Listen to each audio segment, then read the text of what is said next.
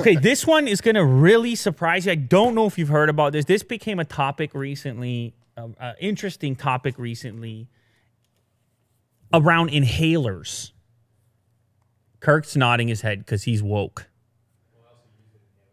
Well, also you're woke, though. He's very woke. Did you know that about him? Of course. That's the first thing he told me. I don't know who's more woke, though. Kirk or Jack? I'm not sure. It's definitely not either of us, Will. No. It's one of them. Then again, it could be Otis. Yeah. Anyway, apparently, the asthma inhalers are having a really big greenhouse gas effect on the climate. And this would never have crossed my mind. And it just started getting talked about recently. I guess it's hot in the news right now.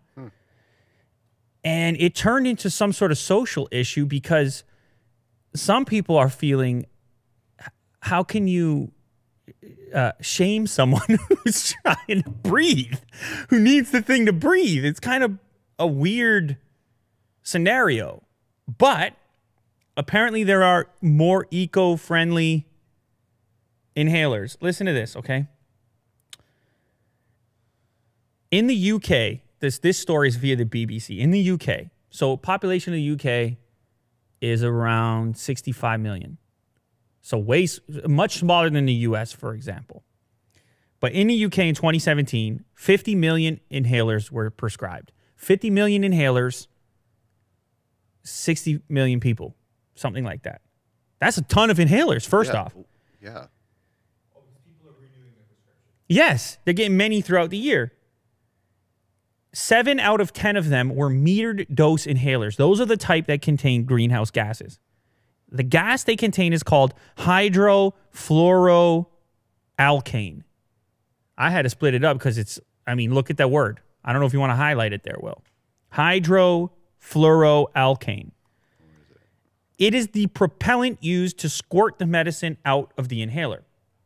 You got this? Okay. Mm-hmm. The researchers estimate that replacing even 1 out of 10 of these inhalers would reduce carbon dioxide equivalent emissions by 58 kilotons. Jeez. What? Why is it outputting so much? Kilotons. No, it's not that it's such a huge amount. It's the type of greenhouse gas is apparently just big time. That's the most toxic. Let me put this in one more way to help, and this is via the BBC. That's similar to the carbon footprint of 180,000 return car journeys from London to Edinburgh, Scotland.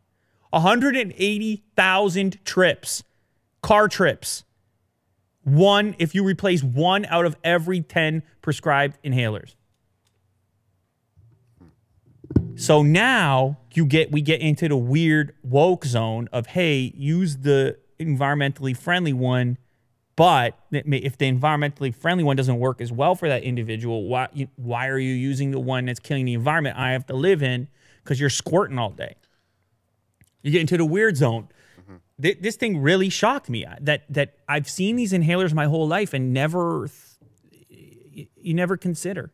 Mm-hmm. You just assume it's so small. How can it be that significant? But it turns out that it actually is. So anyhow, maybe there can be more research put into these dry powder inhalers, which are the environmentally friendly type. And maybe for some people, they can move to those ones. But apparently it's squirrely right now because these are really important to people who have certain conditions. Mm-hmm. And to change your prescription could have an impact on your health. And so you got to be careful about it. And for the record, I don't think if you need this thing to live, I don't think you deserve any degree of shame, for the record. Officially, that's my position on it. But it goes to show you, Will, how things you don't even consider when you start talking footprint. Mm-hmm. What's your footprint? What have you done environmentally right or wrong? And then you see some number like this, and you realize that the footprint lives in places, unexpected places as well, including asthma, which is a bit of a shock to the system. But nonetheless, you want more information, you can go read the article. And also, this will be a good opportunity. I'm sure there's somebody in the audience with asthma. Let me know in the comments the complexity of switching to the alternative type of inhaler and why that might be a problem. Because I'm curious, coming from someone with experience in a space, why it's not feasible to switch over and what are the benefits of using the pre-existing technology. It's interesting stuff nonetheless.